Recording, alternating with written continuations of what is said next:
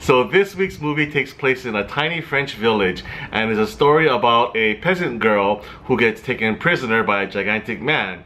Now she falls under the Stockholm Syndrome, ends up falling in love with him, and the movie also explores elements of social oppression, homosexuality, and even bestiality. So is this the latest hit indie movie to come out of the award circuit?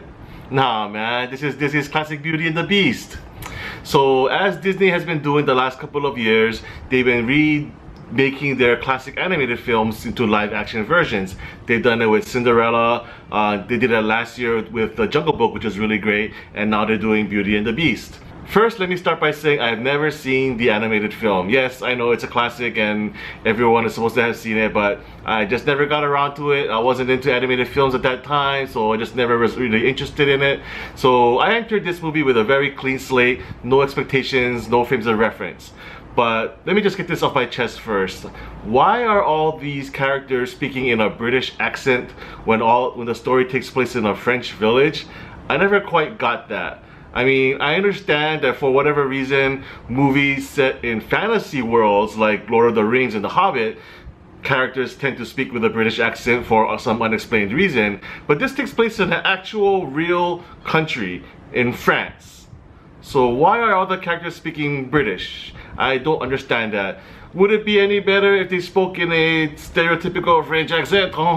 Je m'appelle. Je m'appelle. Mais poupou! Maybe, I don't know, it would still be a little ridiculous, but it would be more fitting than a British accent, I would say. So that I never quite got. I don't think there's any explanation for it, but whatever, that's there. Now again, not having seen the original animated film, I had no frame of reference for comparison, but this version of the film, I must say, it gets a little boring. I feel like it's overly long.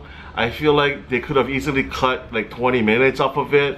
There's a lot of musical numbers, which I normally don't mind, but the musical numbers in the beginning part anyway didn't really capture me.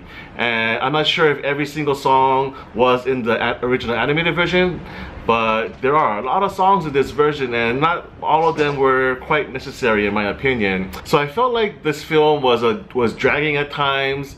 It took a lot to get to where it needed to be at certain dramatic beats of the script.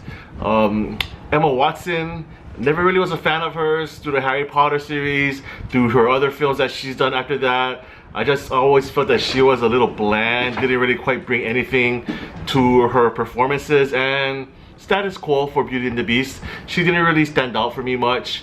She was adequate, which I guess is not bad, but not really memorable. The other actors, the actor who played the Beast, he sang okay. I wasn't sure exactly how much of his performance was just voice performance and how much of it was actual acting, because he of course was wearing the Beast costume quite a bit, so I wasn't quite sure if it was CGI or him wearing a costume.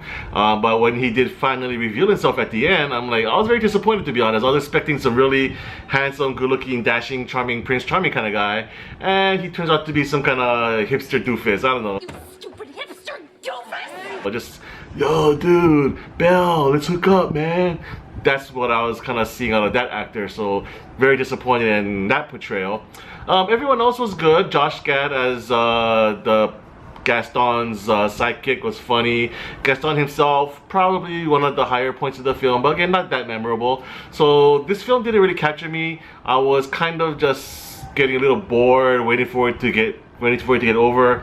And then the familiar songs came out. You got Be Our Guest, you got Beauty and the Beast, and hey, I'm only human. It got me. It gave me the feels. So the movie did end on a high note for me, even though it took a while for the movie to get there to that point. But the songs did save the film. There's a lot of CGI throughout, which kind of is very distracting. It's like a big CGI bar fest. So that being said, I really feel like Beauty and the Beast is a story that is better told in an animated fashion. There are just so many cartoonish-like elements and characters in this film that don't quite work in the live-action style.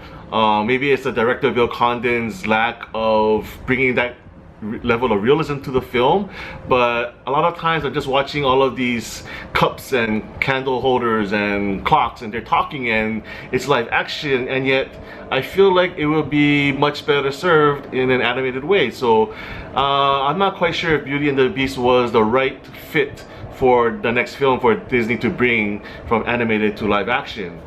But overall, I was a bit bored. It was a little slow. Some of the songs were quite unnecessary, but again, I'm only human. The songs that are familiar hits got to me at the end, so it ended on a high note for me. So overall, Beauty and the Beast gets a 6 out of 10. Thanks again so much for watching. If you've seen the film and have some comments about it, please comment below, and let's talk story about the movie, and don't forget to hit that subscribe button as well. Thanks.